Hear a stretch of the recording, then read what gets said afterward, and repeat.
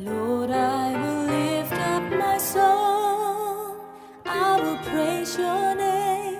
I will praise your name. When times of need carry on, I will praise your name. I will praise your name. Though darkness falls all around, I will praise your name. I will praise your name. If I forget what I found, I will praise your name. I will praise your name. For you are faithful, Lord, you lift my head. You're my provider. You're my strength and joy. I'll trust you, Lord. I'll worship you. I love you, Lord. I'll honor you. Lord, I will lift up my soul. I will praise your name. I will praise your name. If I feel lost and alone, I will praise your name. I will praise your name. Though I may labor in vain, I will praise your name. I will praise your name. Through all the heartache and pain, I will praise your name. I will praise your name. For you are faithful, Lord, you lift my head. You're my provider. You're my strength and joy. I'll trust you, Lord. I'll worship you. I love you, Lord. I'll honor. I will trust you, Lord. I'll trust you, Lord. I'll worship everything I say. I love you, Lord. I'll honor you.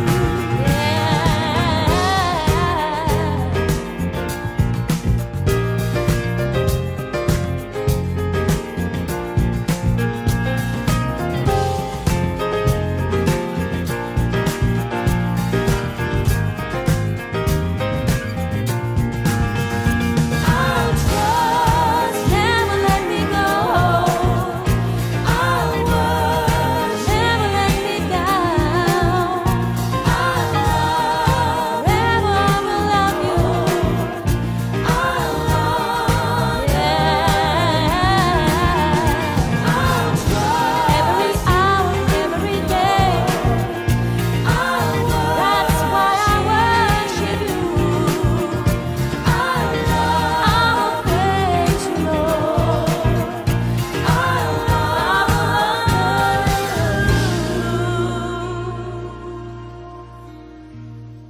you. Lord, I will lift up my song. I will praise your name. I will praise your name.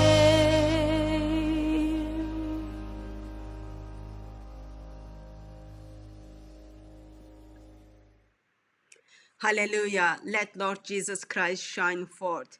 Good morning, good afternoon, good evening, wherever you are going to watch us in the future, since this is the pre-recording session. We do hope and pray that you are all very much loved, feeling very much loved by our crucified and risen Lord. So, this evening, it's going to be evening session for you. I do have on Skype Islamic Clarity. Peace of Christ be with you, brother. Peace of Christ be with you, sister. How are you doing, brother? I'm doing very well, thank you. How are you? By God's grace, I'm good, thank you. What have you been up to? How was Christmas or how was Incarnation Feast for you? It was very good. It was very good. I was able to spend some time with my family, and yeah, it was a very blessed time. Yeah.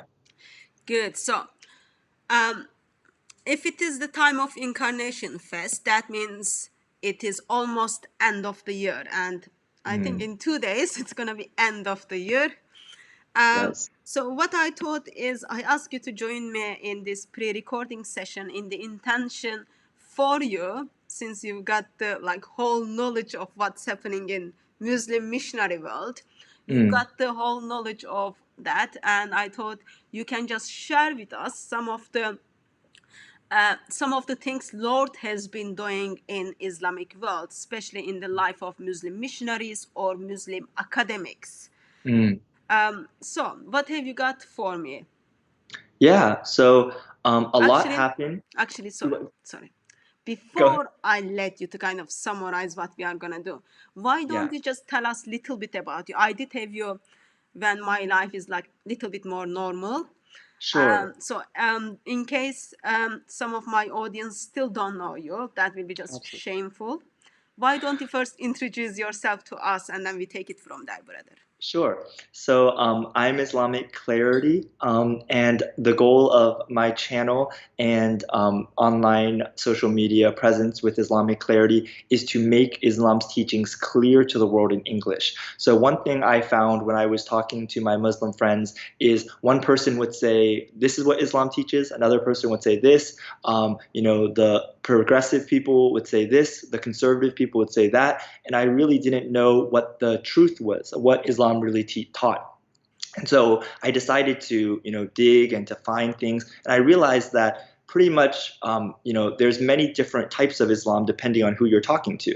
And so I found that's very confusing for people, right? If you're trying to understand a religion, if you're trying to understand the second largest religion in the world with over 1 billion followers, it's very important to understand what that religion actually teaches. So the purpose of Islamic clarity is not to say Islam is good or bad. It's to make it clear. It's to put people on the record and to make it clear what people believe. So, what do you believe about wife beating? Do you believe it's okay? Do you think it's not okay? Do you think it should be done with a toothbrush? Do you think it should be done with Handkerchief. a palm? Yeah, or a handkerchief, right? So, what exactly do you believe about this? And so, my goal is to accurately represent Islam. I don't want to misrepresent. I don't want to slander, but I do want the truth about what people believe to be known clearly. And then people can judge for themselves if they believe it to be true or not.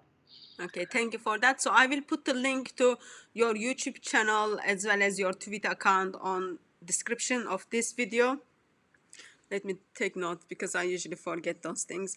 And then hopefully, beloved ones who want to follow some of your work, they can check you out. Also, dear Muslims who are not very much clear about where does Islam stand on the very basic core doctrine of Islam, I think Islamic clarity is good place to go. Not the Quran, not your sheikhs, but Islamic clarity is a good place to go. So I through scripture I have seen that how the Lord uses his enemies to bring glory to himself. He uses Antichrist today to bring glory to himself, his son, and his spirit. And I think overall my experience in 2020, I have seen how Lord used Muslims to destroy Islam and bring Muslim people to Christ. And I think tonight I'm hoping that you will give us some kind of overview of what is happening in Muslim world. Absolutely. Absolutely. Yeah. So we can go ahead and get started with the first slide. So it says Islam 2020, a crisis examined.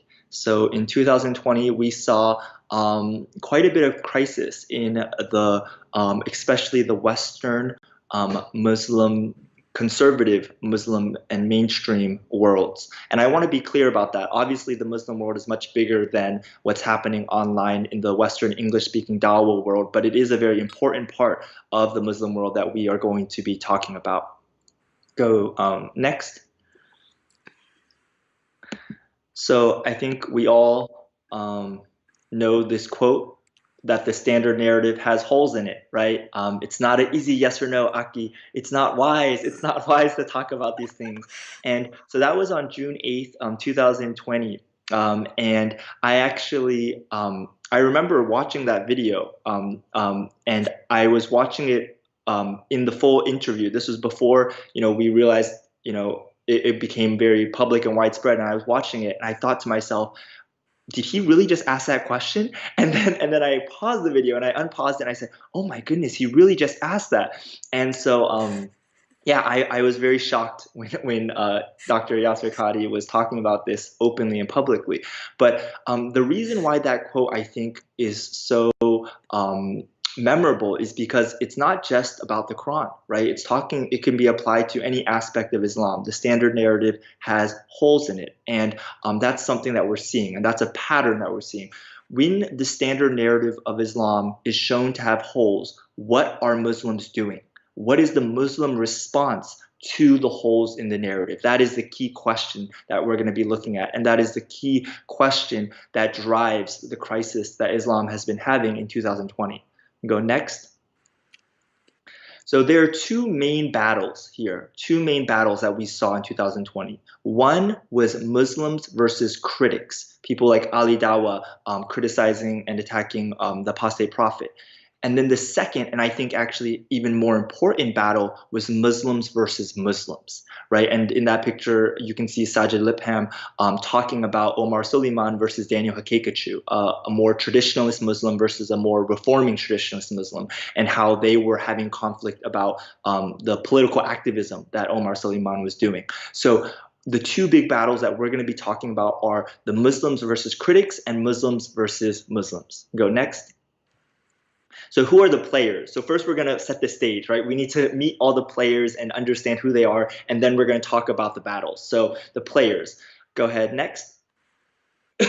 So first you have the traditionalists. These are the more conservative Muslims. They are, generally hold to Aisha's age, being 6 years old when she was married and 9 years old when Muhammad slept with her, consummated the marriage. You have people like Mansour, you have people like Ijaz Ahmed. These are people that you see at Speaker's Corner who are traditionalists. Then you also have Fareed, Daniel Haqiqatjou, and Sajid Lipham in the middle. They kind of form a L there. They are the ones who are actually more conservative. They are the ones who are more vocally critical of the other Muslims. So Fareed, Sajid Lipham, and Daniel Haqiqatjou are kind of like a trio, and they're very active on Twitter criticizing what they see as the too liberal Muslims. You also have Adnan Rashid, and he's also part of this group.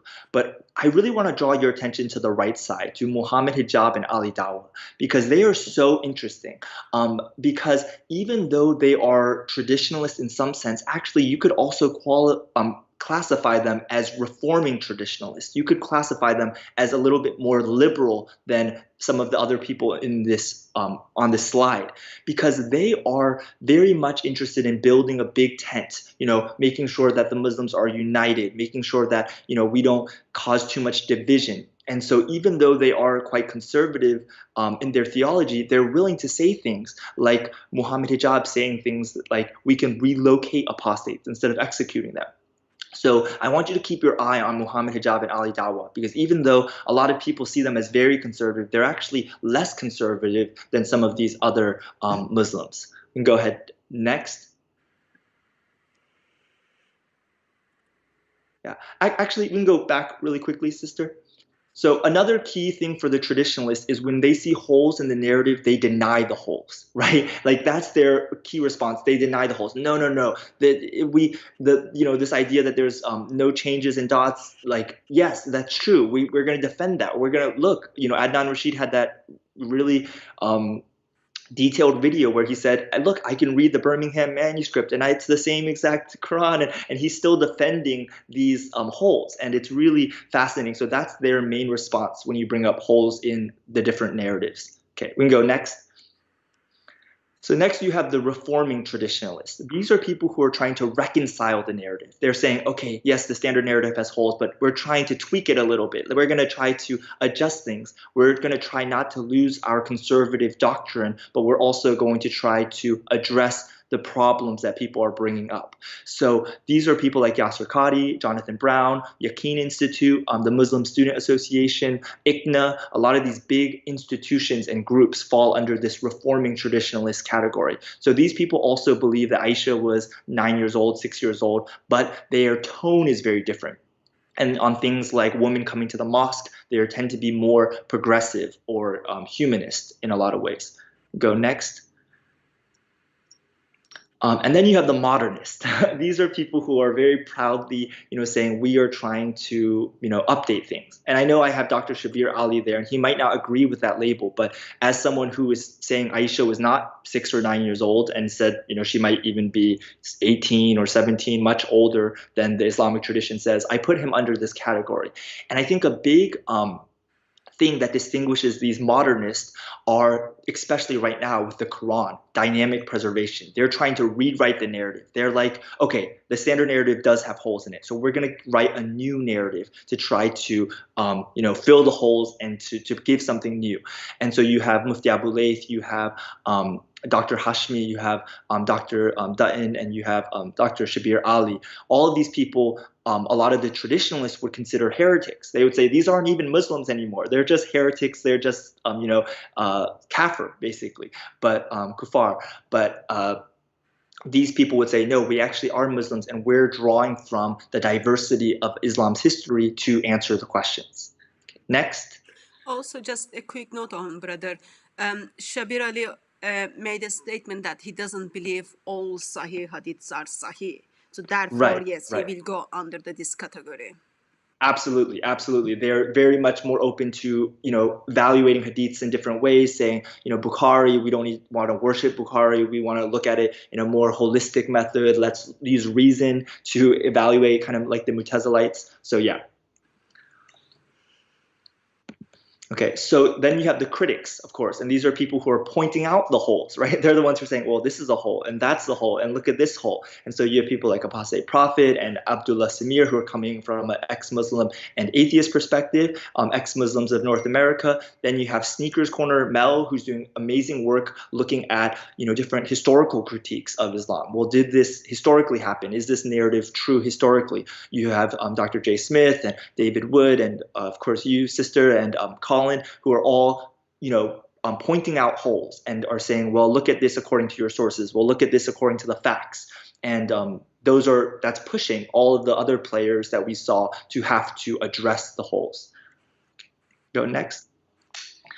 And then, of course, you have scholars, right, who are just looking for facts. And of course, different scholars have their personal biases and agendas. I don't think anyone would deny that. Even as we look here, you see Muslims, we see Christians, we see non-religious people. But their premise is that they are looking for the facts. And so they are in organizations together, and they are trying to understand factually what happened and what the truth is about different narratives and different questions. And I think these scholars are really important because they're producing the academic work. They're doing this work that the critics are then using to point out holes. So the academics aren't as polemical. They're not as, they're not trying to disprove Islam, but the critics are then using this work to ask questions that Muslims might not want to ask.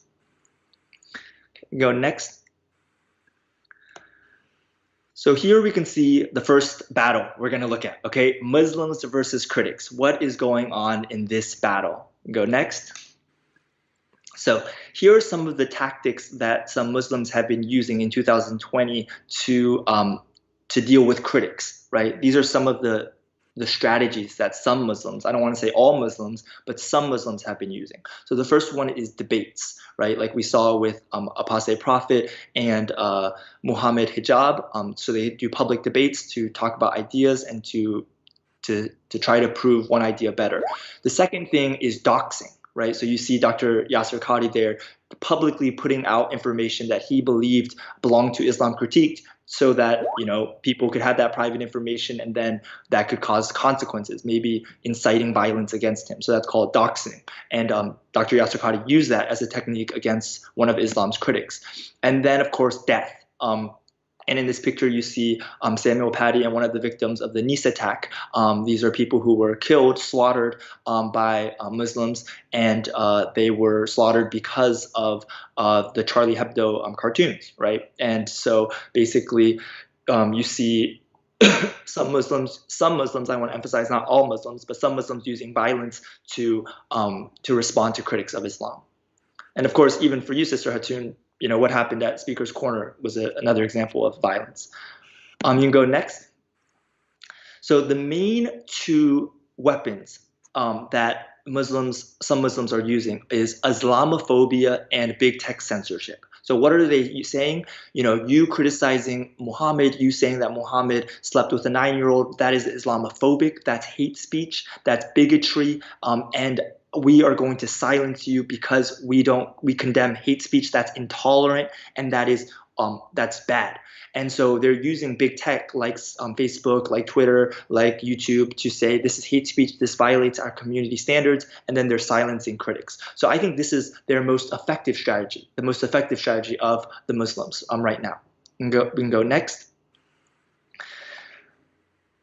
And so now we're looking at what some of the critics are doing. So what are two of the main strategies the critics are using? I think they fall under two main categories. The first one is, this is morally horrible. So they're looking at something in Islam, like Muhammad sleeping with a 9-year-old, and they're saying this is morally wrong, this is horrible. And they're appealing to that kind of feelings of like, yeah, this is disgusting morally, right? And then the second thing they're doing is appealing to facts. This is factually not true. And this is something that we've seen a lot with Quran Gate, where Muslims were claiming that the Quran has never been changed and it's the same by every dot and letter.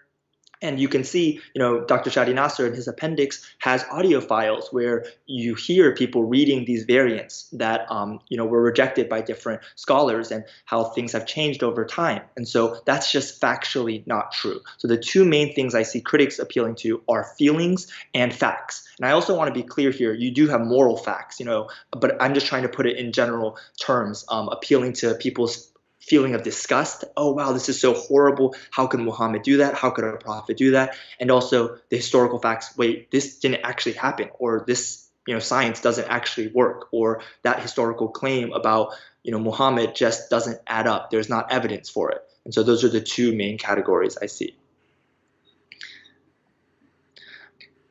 And so the main argument here is free speech, right? We have the free speech, the freedom of expression to say these things, and the freedom to criticize ideologies and to criticize what one sees as a bad ideology. So that's the main argument that critics are using. Go next.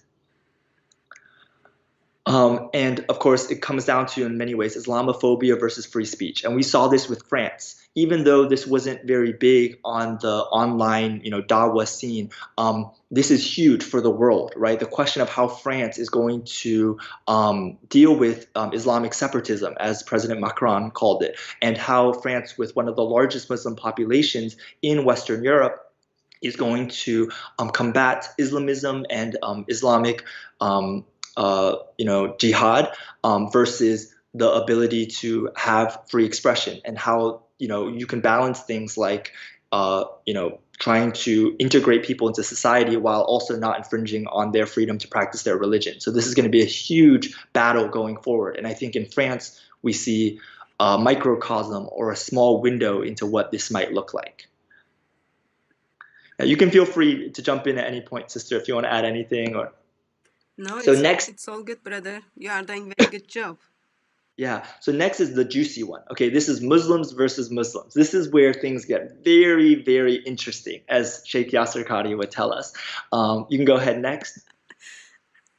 So what we see is, first, the critics are putting the pressure, right? So, people like you, sister, and others at Speaker's Corner are putting things in the faces of our Muslim friends. And they're saying, well, look at this. Like, what are you going to do with this? What are these holes? Let's talk about this. And so the critics are putting the pressure. Apostate Prophet has gone from few subscribers to 250,000 in, I think, 3 years. So a lot of these critics are putting pressure through social media, through conversations with Muslims, on Muslims to deal with the holes.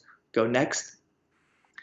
They're also using scholarship, right? On things like hadith criticism from even 100 years ago. Works about how the historical critique of Islam's standard narrative, the critique of the standard narrative about the Quran. All of these books that sometimes Muslims might rather not engage with are being brought to the forefront and are being pushed into the consciousness of many lay Muslims. And so that's also something that critics are doing. They're using the scholarship that's not necessarily polemical, but they're using it to ask questions and to point out holes in the standard narratives.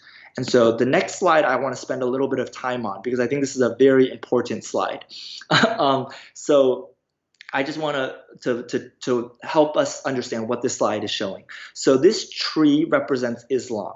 Okay, and at the root of Islam, you have the tafsir, you have the Quran, and you have the hadith, right? You have the sayings and reports about Muhammad, the Sunnah, the example of Muhammad. You have the Quran, which is the holy book in Islam, the revealed word of Allah according to Islamic tradition. And then you have the tafsir, which is like the commentary on the Quran. So these are like works by different Muslim scholars like Ibn Kathir, who have written commentary to interpret what the Quran is saying and give it context. And so that's the root of the tree. The root of Islam is these books, these sources, really, and their understanding of these sources. But then you go to the top and you have different branches and you have different interpretations of these same roots, right? So on the most right side, you see Samzi, and then you see Daniel Hakikachu and Farid. And so I intentionally put it so that the rightmost side is the most conservative and the leftmost side is the most liberal. So you have Samzi, who's like very hard Salafi, like Muhammad Hijab, you are a bad Salafi because you are partnering with the other Muslims. You are bad. Then you have Daniel Hakikachu, who's saying things like, Yasser Qadi, you are a bad Muslim because you are too soft on LGBT issues and all these other things. And then you have Farid, who's saying, you other people are deviants because you're questioning hadith and you're rejecting strong hadith, and that is not okay. Then, so those are the traditionalists I put there under traditionalists. Then if you move up a little bit, you have Muhammad Hijab, who's kind of in between, right? He's kind of in between traditionalist and reforming traditionalist. He still has a lot of credibility in the traditionalist crowds. And I also want to be clear, a lot of Muslim Twitter and a lot of Muslims on social media that you see on channels like EF Dawa and things like that are in this traditionalist camp. So then you have Muhammad Hijab, who has a lot of credibility among traditionalists, but he also said things like we should relocate apostates, right? We shouldn't kill apostates. We should relocate them, which is not very, consistent with most Islamic tradition. Then you have Yasser Qadi, the king of the reforming traditionalists, right? The great Sheikh Yasser Qadi, who is, standing, with the holes in the narrative, who's trying to, say, let's, there are holes in the narrative. Let's fix this a little bit. Let's readjust this. I'm writing a paper. I'm working on a paper about it. And then you have Dr. Shabir Ali, who, of course, is saying things like, we should not be killing apostates today. That's just not right anymore. And really rejecting and reinterpreting a lot of hadith tradition. Then you have Mufti Abu Layth, of course, wearing Santa Claus hats and talking about all sorts of very interesting things. Then you have Dr. Hashmi to the left, and you have Majid Nawaz, who a lot of these people, even the modernists, might not consider a Muslim, but he himself considers himself a Muslim. So basically, that's the tree you have. And I just picked certain people to represent.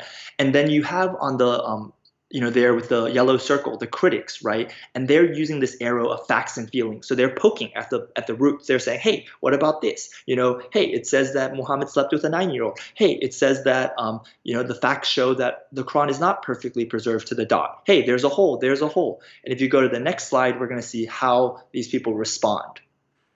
So you see here the tree is starting to catch on fire.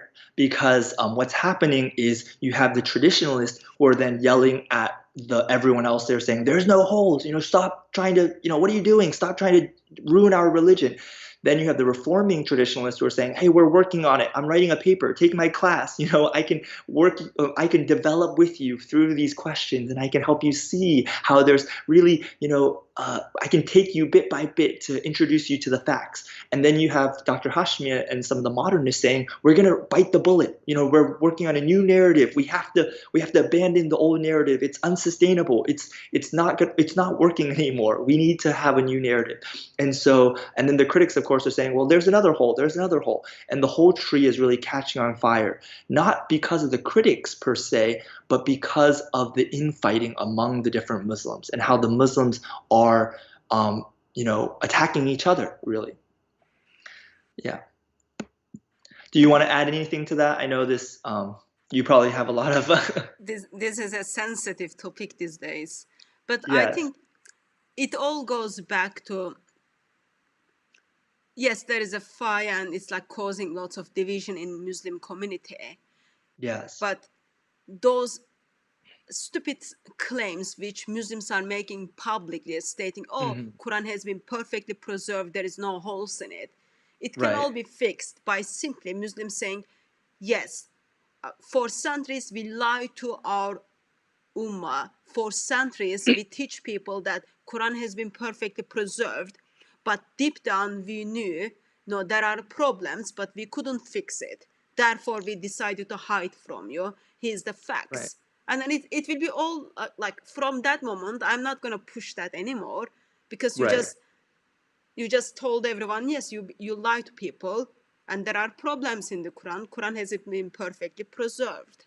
And then conversation will finish, but because they are pushing by, oh, no holes there, I am working on it, no holes, it's just Right. putting more holes in it. Yeah, and I think you put that very well, sister, because you see people like Dr. Hashmi who are publicly saying, we need to stop saying this. He's publicly admitting like this was not a true statement that Muslims made. It was an argument that just was not true, and we need to retract it, basically. But then you have people like Fareed who are not going to do that, who are publicly saying like, I'm doubling down. I'm not, the standard narrative doesn't have holes in it, right? And so you have conflict within the Muslim community about how to deal with these things. And so it's really going to be fascinating to see how this plays out. I was telling you, like, just before we went recording, I recently spoke to a Muslim, ex-Muslim, who was simply questioning what is that the phrase holes in the narrative means. Yeah. And then he emails the one who is working on it, as Right. well as as well as the one who asked the question. So he emails Yeah. Sheikh Yasir Qadi as well as Muslim missionary Mohammed Hijab to ask, what is this about? And then they didn't even bother to reply his Right. email. Yeah. And then he comes to a Christian and then says, what is it you are pushing to saying there are holes in the narrative? What does that means? Once he hears what the tradition actually has been saying, he turns to me and then says, I don't want to be Muslim anymore because I have been lied to.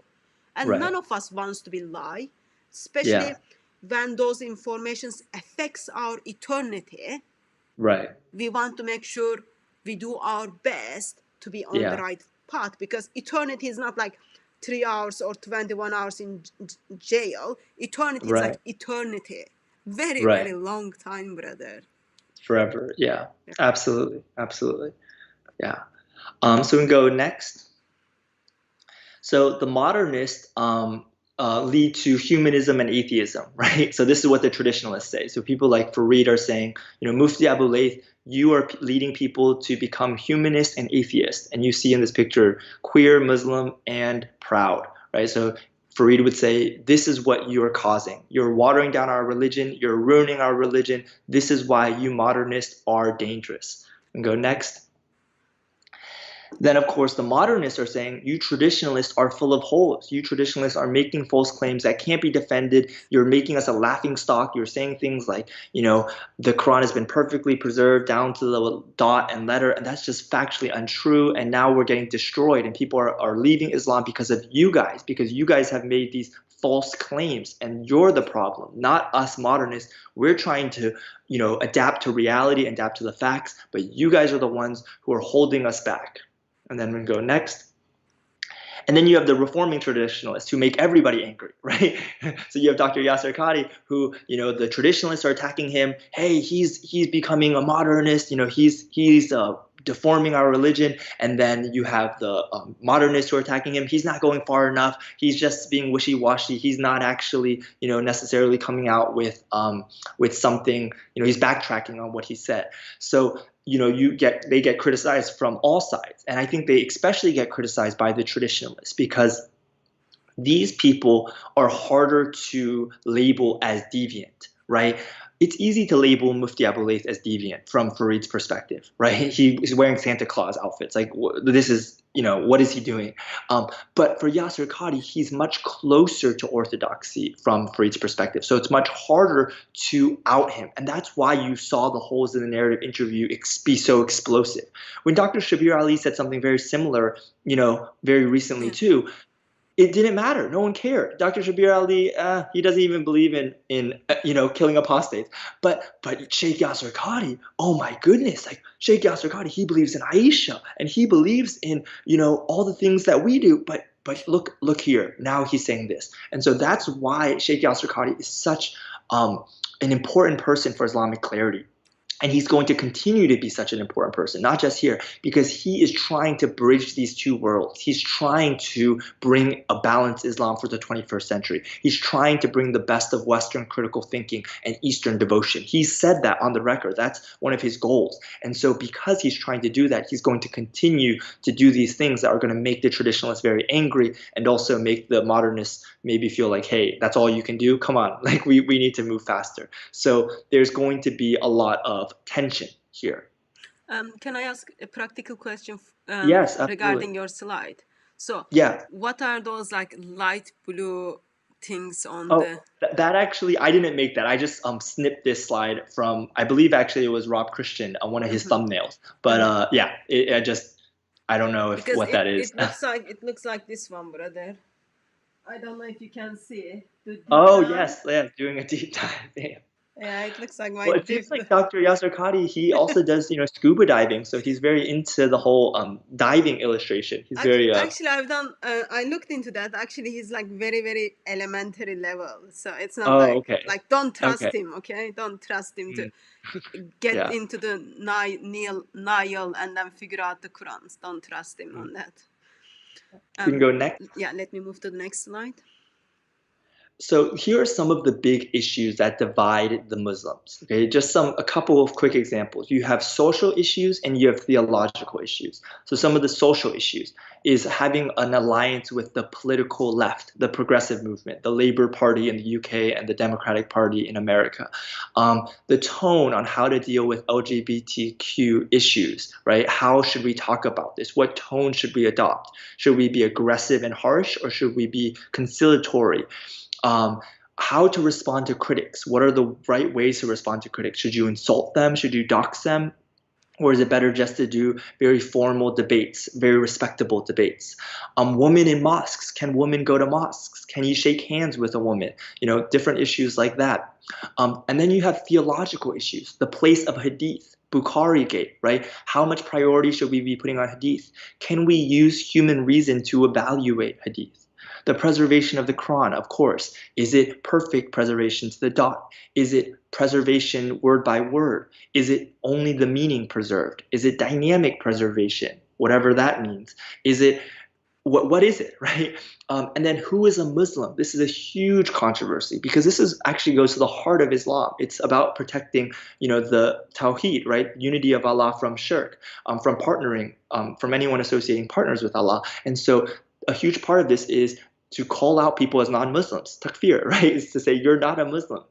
And so the question of who actually is a Muslim, and of course the age of Aisha, another big theological issue.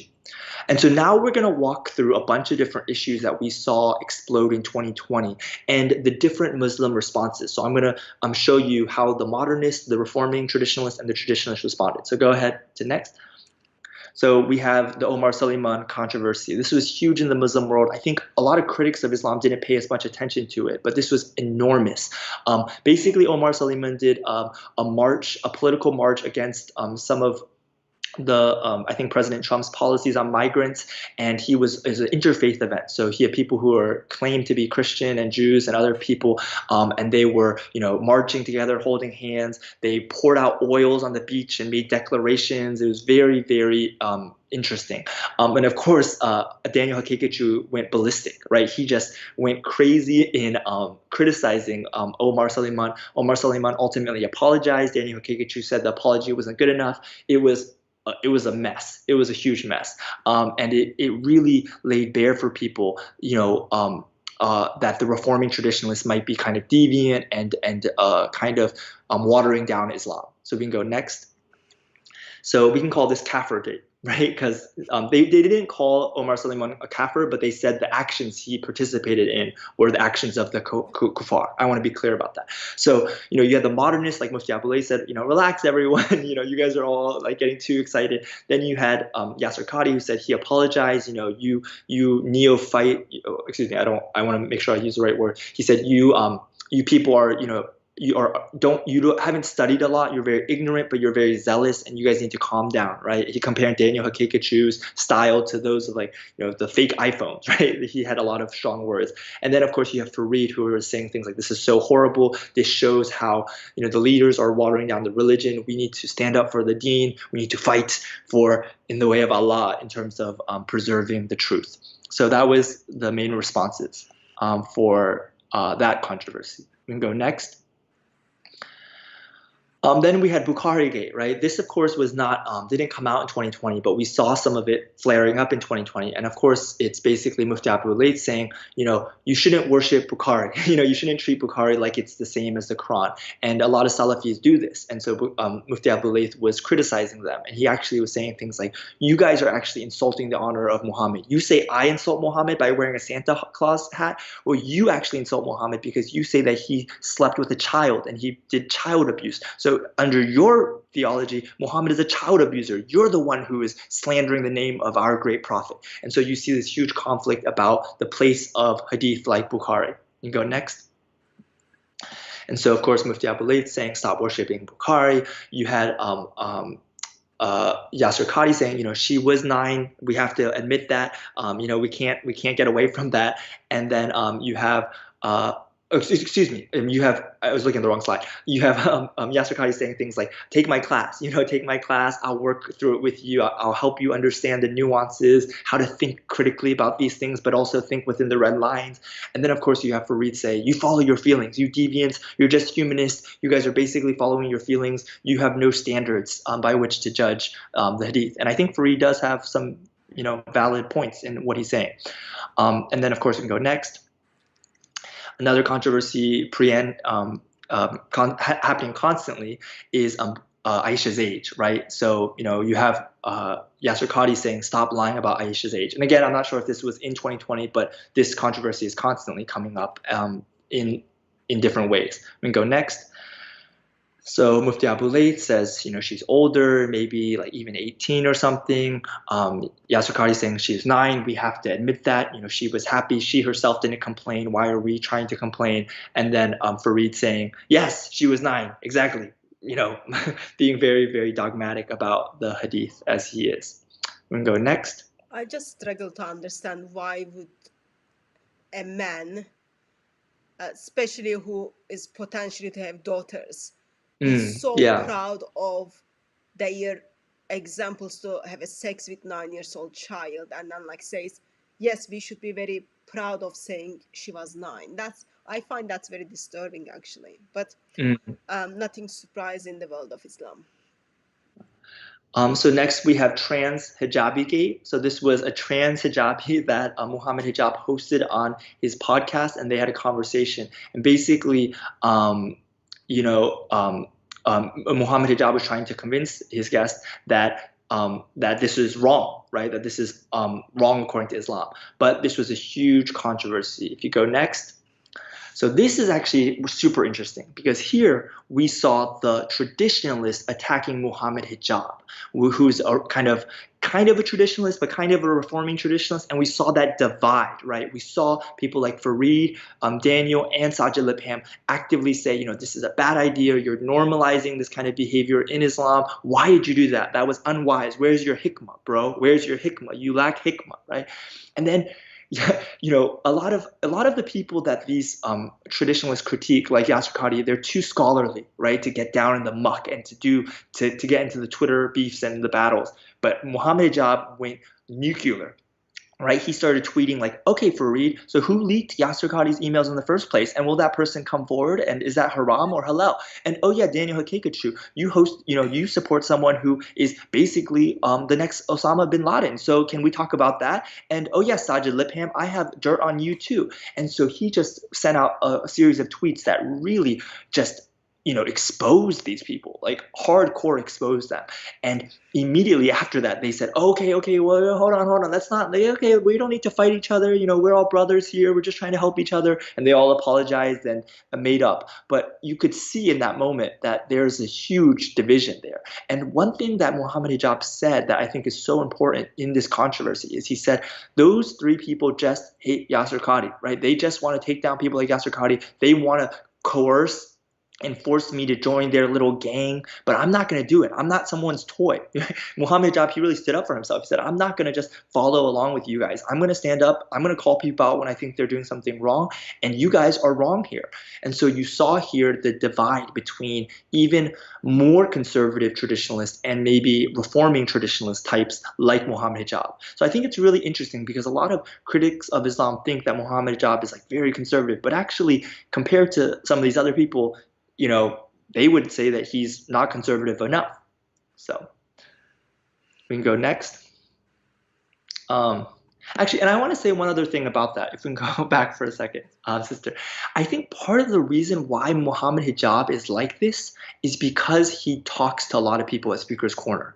He talks to a lot of atheists at Speaker's Corner. He talks to a lot of Christians. He talks to a lot of Jews.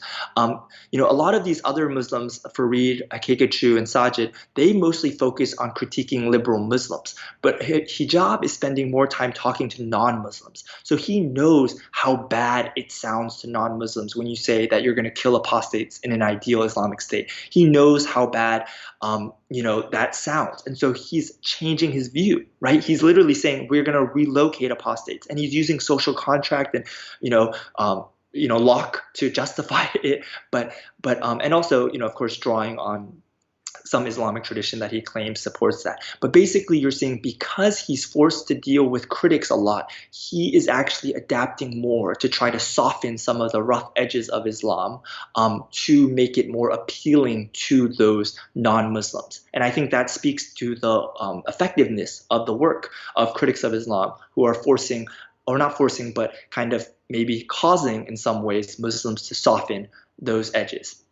We can go next. Since he had a debate with David Wood, and in his debate where he expressed that Allah prays for Muhammad, since then he hasn't been at Speaker's Corner that often because he knows he's accountable for what he said. Therefore, it is easier to just stay back, and then deal with make kind of argument to go away if you don't talk about it.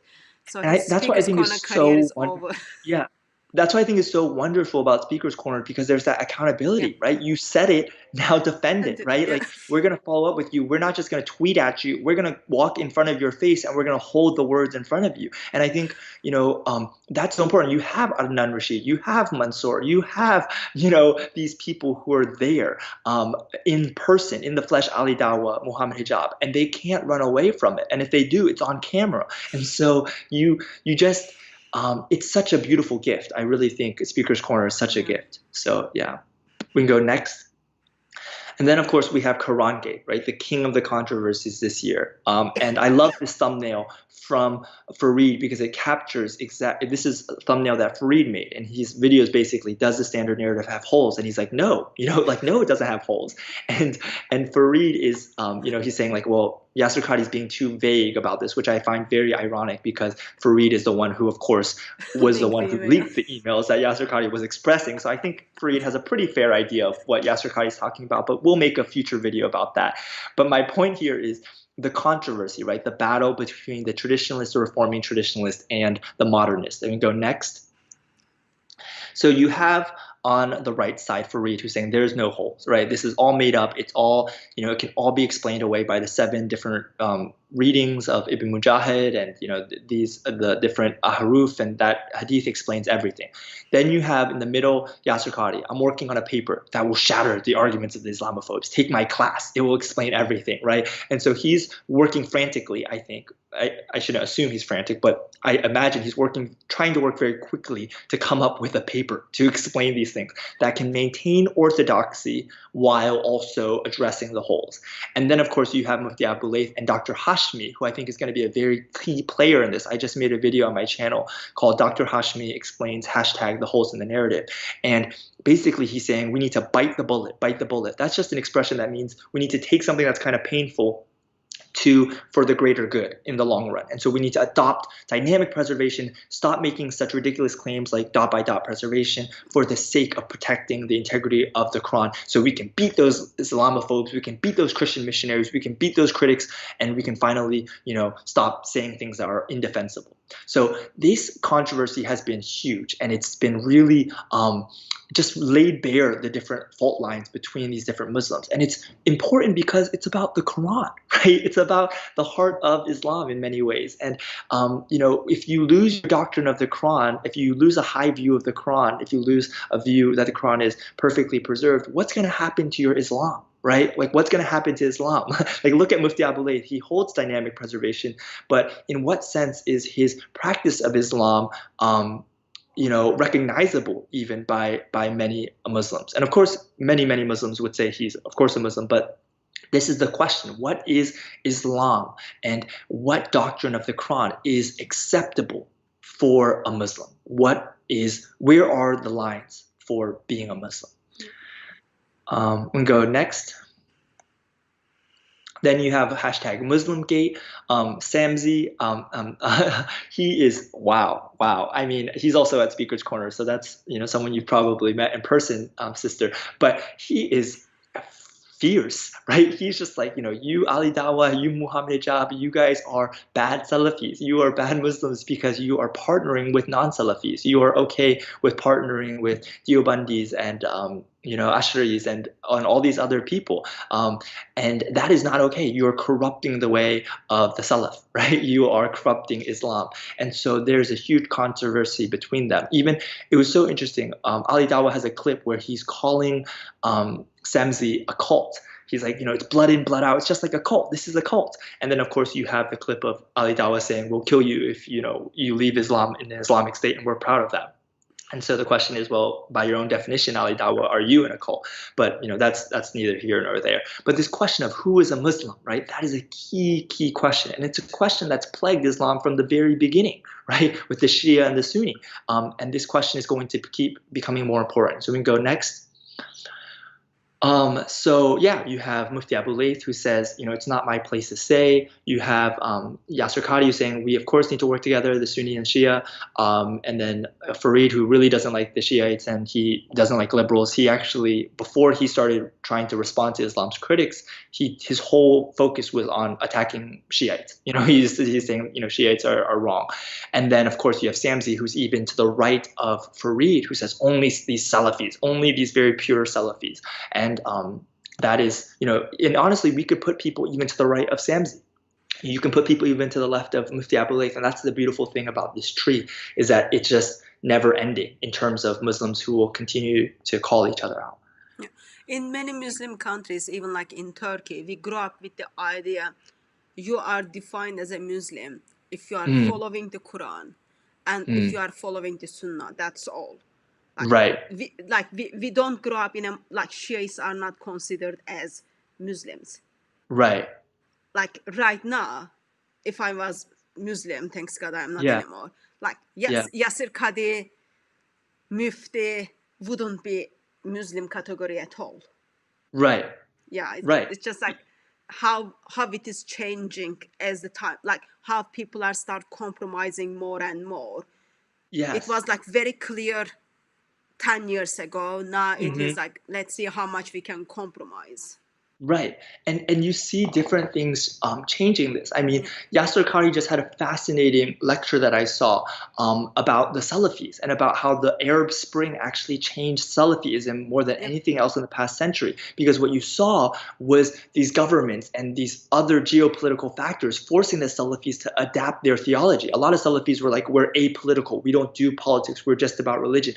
But then they were kind of forced in some ways to get involved in politics. And so even with all these issues that we talked about, really at the heart of it all is hashtag who's Muslim. Because how you decide to react to these different issues is going to cause different people to call you a non-Muslim, and then different people are going to reject you, and then all the fault lines are going to keep being exposed. And so these issues in some ways are only secondary to the division that is being caused among the Muslims themselves. Even like just thinking practically today, when Yeah, someone becomes ex-Muslims and become a Christian, the right, moment Muslim missionaries hear that person is Christian now, right. he was or she was Muslim before, first Mm, thing they will say, oh, were you doing this, were you doing this, were you doing this? If you missed one of those lists, mm. then, oh, you were never never Muslim at the first Right. place. It's Exactly. just, Exactly. And that's another big part. Yeah, to yet try to still they want say to that. kill you though. Yeah, yeah, say they're not real Muslims. Okay, we can go next. So there are many more issues that we didn't even get to talk about and haven't come up yet in 2020, but will probably come up in the future, especially as people request Islamic clarity. Allah gate, the attributes of Allah. Does He have two right hands? Where is Allah? Just the concept of Tawheed. A miracles gate. Did Muhammad do any miracles? Sharia gate. How should Sharia be applied today? Define jihad. Understanding different understandings of jihad. So those are all big issues that are going to continue to require Islamic clarity because we need to know where people stand on these issues, but it's also going to perhaps cause division among Muslims. Go next. And the wonderful thing is, and one thing I really appreciate about Muslims is they're passionate. Muslims are very passionate about their beliefs. So it's not like Fareed is just going to be like, you know what, we need to stop talking about this. This is too bad, and he's going to let go of the rope. He's going to hold on to that rope. And Mufti Abulif, he's also passionate about what he believes, so he's going to hold on to his rope. And so we're going to continue to see these types of conflicts and tension because Muslims themselves are very passionate. Yeah. Go next. They don't see their ideology as hobby, but they see it as the lifestyle. Right, right. It's yeah.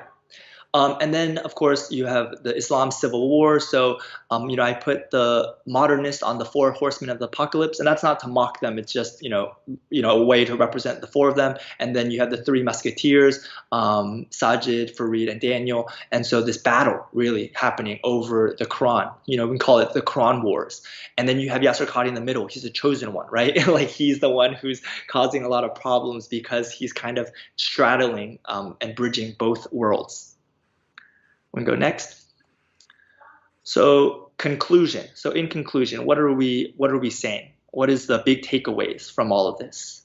We can go next. I think it's really important to love people and clarify ideas. And if you're a critic, you can criticize ideas, but loving people and if you have any critique or anything negative to say, focusing that on ideas and not people. And I think that's really important when we talk about anti-Muslim bigotry, which is obviously not good and wrong, versus Islamophobia, right? Well, Islamophobia, if someone is critiquing, Islam as an ideology, well, isn't that free expression? But obviously, you don't want to, speak discrimination or act in, discriminate against Muslims or have anti-Muslim bigotry, right? So obviously, those lines are going to need to be defined, and it's going to be a big debate. But I think a big thing that people should do is to love people, right? Like I personally love Muslims a lot, and I know that you do as well, Sister Hatun. So to love people and to focus any criticism on ideas. I think next. You do love them enough to tell them the ideology they follow has holes in it, and you Mm, love them enough to tell them actually there is an alternative way that is bridge is already been built by the Son of the Father for you to walk through that bridge. So you love them enough to be truthful to them, Right. and you love them enough to tell them there are holes in their ideologies, and that is absolutely okay, because they do the same thing to us. Yeah, and speaking the truth is the most loving thing you can do. So, yeah. Next. So here we have is the website that I am working on. So in America, we have something called voter guides. I don't know in the UK if you have that. But basically it's websites where you have the two candidates and all the issues and where they stand on the issues. And you have quotes from the candidates, so you can see as a voter exactly where they stand. And so that's what the Islamic Clarity website is going to be all about. It's going to have all the different issues. It's going to have all the major leaders and organizations, and we're going to put them on the record for everything that they believe in their own words. And it's going to be, my goal is to be very fair and accurate, but it's to, make sure that everyone can see. So you can just go on this website and type in Muhammad Hijab, and all his stances will pop right up, and you can see exactly what he said, where he stands. You can see the clips from Speaker's Corner of him not answering certain questions. Everything will be there for people to judge for themselves and get that Islamic clarity. And then you can go next.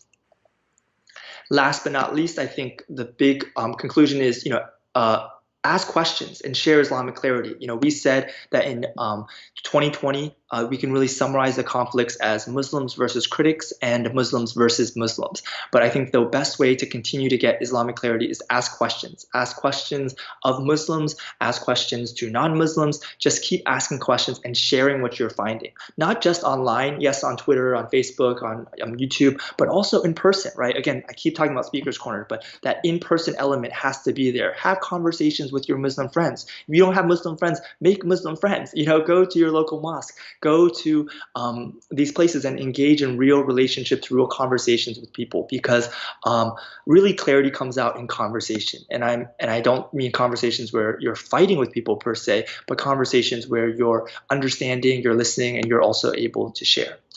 So that's all I have for us. But yeah, thank you so much, sister. And that's basically that is great. That was great. Great. And so lots of things Lord has been doing, and lots of things Lord has been using to take people out of Islam. And especially what I am seeing is, again, Lord is using antichrist individuals, people who are against his son. And in this occasion, the Muslim people, for helping Muslims to give up Islam. And it will be our duty as a Christian, we will step in, and then we will ask questions to Muslims, which will help them to think through, which will help them to consider, and then we will give them alternative. Because if we don't give them alternative, and then if we just ask them questions and then challenge them what they believe, okay, someone might leave Islam, and that is good. But our goal as a Christian is we want them to fall in love with our delightful Father. We want them to fall in love with our delightful Son of Father, and we want them to fall in love with the Spirit, because that is the only way they can have eternal life with God himself. Right. They can become atheist, but atheism is not the solution to anything. It is only Lord Jesus Christ is the solution to everything. And I think we showed approximate 43 slides tonight. Yeah. I don't know, don't take it in a wrong way, but brother, like, your slides are just so beautiful. Oh, thank you. And also you are like this, like when people look at you, they would see, oh, he's like very kind, very gentle, but you are just like to the point. That is something I think I need to learn some, and probably some of the beloved ones needs to learn some, because the way depend where you are using. Of course, you will never survive at Speaker's Corner with this like nice kind. Right, of course. Yeah, different places and different require different types of communication. Yes, I 100% agree. So you will never survive at Speaker's Corner, but you are doing just amazing work. I just like love just watching those slides and just hearing what you are saying, because in a sense it helps me to fall in love with my God. It shows me Mm, how amazing he is. mm, But also, maybe this is bad, but it helps me to rejoice to see crush of Islam. mm. That might be wrong to say, but yeah. Well, I think what you said is so true. I mean, like I didn't talk about it a lot in these slides, but all these different conflicts are leading a lot of people to leave Islam. That's Yeah, true. And I think especially with Quran Gate, you saw that. yeah, And like you said, the question is, like what will they do after that? And that's a very important question. yeah, But in Islamic clarity, just focusing on, it's so interesting that when people get that clarity, sometimes they move from more traditionalist to more modernist. yeah, Sometimes they move from more modernist to leave. Sometimes they move from traditionalist directly to leave. And so you see all sorts of responses from Muslims, yeah, and that in many ways is going to continue to shape the critics of Islam, because right now what we're seeing is you're seeing ex-Muslims who aren't necessarily politically conservative. So often it's been the conservatives, like the Conservative Party in the UK, I think the Tories, right, yeah. and the Republicans, more politically conservative people who have been critical of Islam and of jihad. But what you're seeing now is people who are liberal, progressive people, like ex-Muslims in North America and these groups that are also being critical. So yeah, basically all that to say, you're right. People are leaving because of this, and when they're seeing these conflicts, like the email that you got, they're realizing that some of their leaders don't have answers to some Yeah. of these holes, and that's very, very concerning for them. I know like easily over 40 ex-Muslims, new beloved ones, just because of the holes in the Quran. Just like over Wow, 40 easily. wow, And wow, that's like since August. wow. So, brother, you expressed that website is coming. When is that? So much to do. So I'm working on it. I'm just one person, so it might take a little bit of time, but I'm working on it.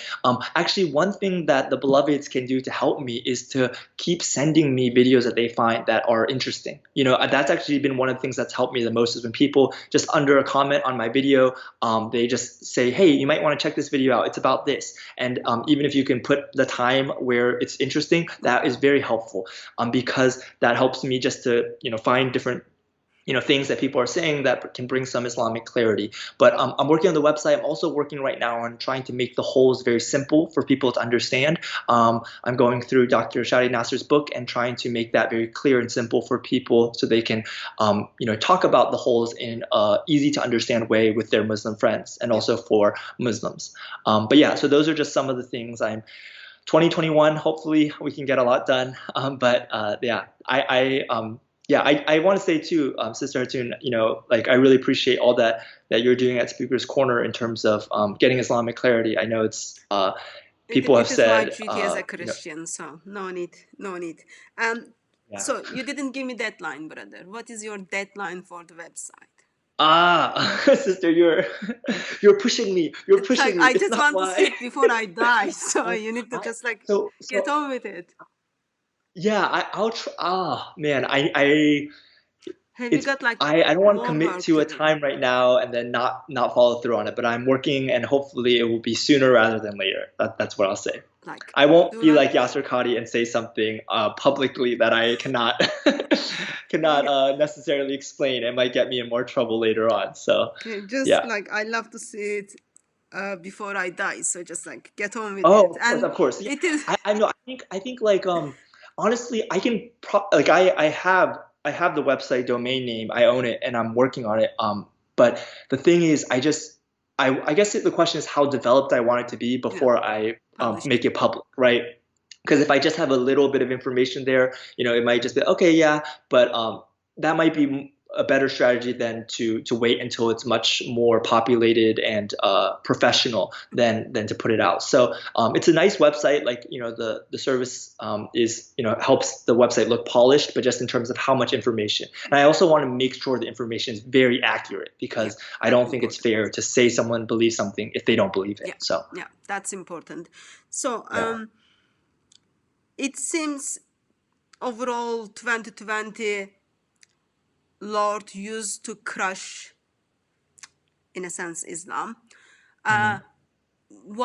When you kind of look back in a couple of days, because we are Yeah, recording this just before New Year, when you right. look back in a couple of days, what what can you say Lord has been doing with you and through you? Mhm. Great questions. Yeah, I think, hmm, I think especially with the quarantine, the Lord has been teaching me the importance of um, focusing on Him and making Him the center. There was a sermon I heard that was talking about, our root system as Christians, our root system, and it said, we need to have a buddy system. We need to have that accountability. We need to be, in fellowship with other Christians and believers. We also need to have a sound system, the sound of praise and worship. And I love the way you begin, these videos with worship songs. And also we need to have a solar system where Jesus is at the center of everything that we do. And I think the Lord has really been teaching me, no matter what else you have going on in your life, to keep Him at the center. He has to be at the center, and if he's not at the center, then it doesn't work. Life just doesn't work. So I'm very thankful for that. And as I reflect on that, I want to, apply those truths into my life more and more into the new year as well. So. Okay. And how can beloved ones support you and pray for you? Yeah, I mean, I think the biggest thing is just to share Islamic clarity. You can be, yeah, just sharing the videos, sharing the hashtags. I know the hashtags might seem kind of like childish, but I think it really helps people to follow the conversation online. And for praying for me, I think just praying for grace for the upcoming year, grace to focus on the Lord and to, yeah, keep everything in perspective. Also, just for my family, for good health, for to love one another well, and yeah, just all those things. Okay. Thank you very much, brother. My heart goes on the playing the Allah is false God song, but I cannot do that because I think it will give bad impression to your ministry. Mm, So I think we will skip that part. But I'm grateful that end of 2020 you made time for us, and then you helped us to go through what has been happening in Islamic clarity. And yeah. there are some materials probably I do hope that some of us never heard it, and we are longing to learn it and use it in our evangelism, because Mm, yes, there are fights within Islamic community. Yes, there are fights between Islams and critic of Islam, but our goal is bring everyone and all to Lord Jesus Christ. mm, And it will be the same, like if there is a Christianity clarity, it will be the right. same thing, like people will put together where DCCI stands on this, what DCCI Mm, said versus where Islam clarity stand, and that will be the like right. same in-house discussions. Right. Right. Yeah, so we wouldn't be Yeah. that much surprised. But one of the good thing is people are going to fail. Islamic clarity is going to fail. I am going to Mm, fail. mm, We will fail morally as well, but our faith doesn't based on him or me. Our faith based amen. on Son of the Father. Our faith Amen. based on Amen. Lord Jesus Christ.